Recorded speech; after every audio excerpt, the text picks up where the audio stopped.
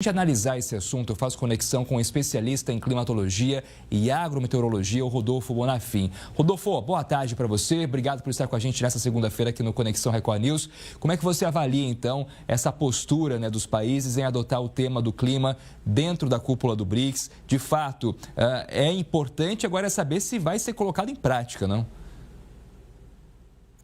Boa tarde, um grande prazer estar aqui com vocês. Obrigado pelo convite.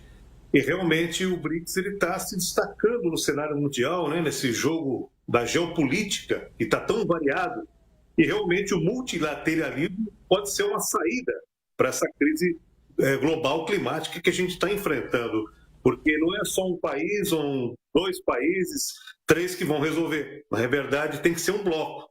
Aí o BRICS está realmente de parabéns por estar realmente buscando soluções multilaterais, quer dizer, uma união de países em torno de não vou dizer uma solução, mas de uma redução dessa temperatura global do planeta. A meta é não ultrapassar 1,5 graus.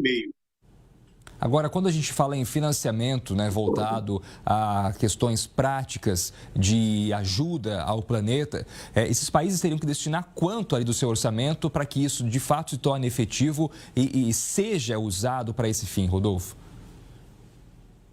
Veja bem, esses países eles têm que usar o mínimo, por causa do orçamento apertado. São países ainda em desenvolvimento, especialmente o Brasil, a Índia, a Etiópia, que fazem parte do BRICS, principalmente esses, e por isso mesmo que o BRICS ele procura a ajuda internacional. Justamente o BRICS está chamando os países desenvolvidos, os países top número 1, caso dos Estados Unidos, por exemplo, Inglaterra, Alemanha, para que financiem, para que ajudem os países emergentes, como é o caso do nosso aqui do Brasil, dos países do BRICS em geral, para poderem financiar essa transição, inclusive energética, que a gente está vivendo aí, para energias mais limpas, sair gradualmente do petróleo, dos combustíveis fósseis, que a gente sabe notoriamente que estão realmente impactando nesse clima do planeta, impactando nesse aquecimento global, nessas mudanças climáticas. Então,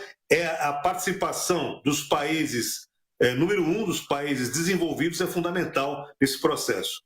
Rodolfo, agora é importante tudo isso porque a cobrança do planeta vem e muitas vezes de uma forma que a gente não consegue reverter, essa questão dos problemas climáticos causados principalmente pela ação humana. E vai de encontro a isso a notícia que eu trago agora, porque a gente vem acompanhando aqui na Record News o temporal no Texas, nos Estados Unidos, que deixou 87 mortos e dezenas de pessoas desaparecidas, entre elas 11 meninas que estavam em um acampamento.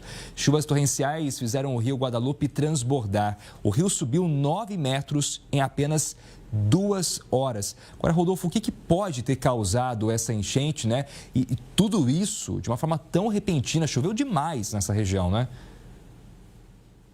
Eu li um artigo já faz 18 anos atrás, muita gente nem era nascida que deve estar assistindo a gente agora. Eu li um artigo de 2 espeleólogos, que são geólogos especialistas em cavernas, que estudaram os paleoclimas, ou seja, os climas do passado do planeta Terra, especialmente cavernas na região sul do Brasil. E naquela época, eles já tinham alertado que as mudanças climáticas no hemisfério sul, principalmente na América do Sul, viriam na Argentina, a região ali do Paraguai e o sul do Brasil. E foi o que aconteceu, o que está acontecendo na região sul do Brasil. A região sul do Brasil é uma das mais afetadas pela mudança climática. A gente tem o grande exemplo do ano passado do Rio Grande do Sul, as enchentes avassaladoras, desastrosas, catastróficas. Nessa região aí, do Texas especificamente, o hemisfério norte, ele é um hemisfério o primeiro a ser afetado pela mudança do clima. Principalmente porque ela tem mais terras. Não que ele tenha sido sorteado, porque o hemisfério norte tem muito mais terras do que o hemisfério sul. Então ele é o mais afetado. E a região ali do Texas é uma região assim, as montanhas ali, a região mais afetada, elas ficam no oeste do Texas. É só ver no mapa mundi que faz fronteira com o Novo México, dos Estados Unidos, que já é Estados Unidos. Ali o clima é semiárido, ou seja, é um clima muito parecido com o do Nordeste. só não tem secas tão fortes como o Nordeste, porque lá tem uma política americana, norte-americana, que protege o Estado e não deixa acontecer o que acontece, infelizmente, no nosso Nordeste aqui. Então, os verões lá são a época que mais chove. O verão lá é quente e bastante chuvoso, é a época que mais chove naquela região ali. Ali o que acontece é o seguinte, mas ali nós temos a influência, como está no oeste dos Estados Unidos, oeste do Texas, essa região aí, ela pega tanto a umidade que vem do Golfo do México, onde a gente tem águas muito quentes.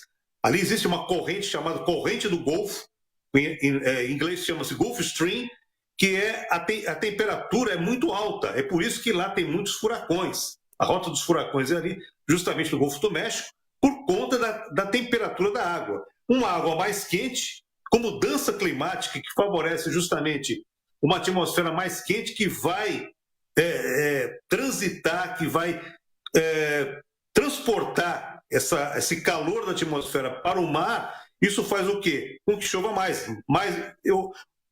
Oceano mais quente, mar mais quente, temperatura mais alta, mais evaporação e mais chuva. E juntou também com a umidade que vem do Oceano Pacífico.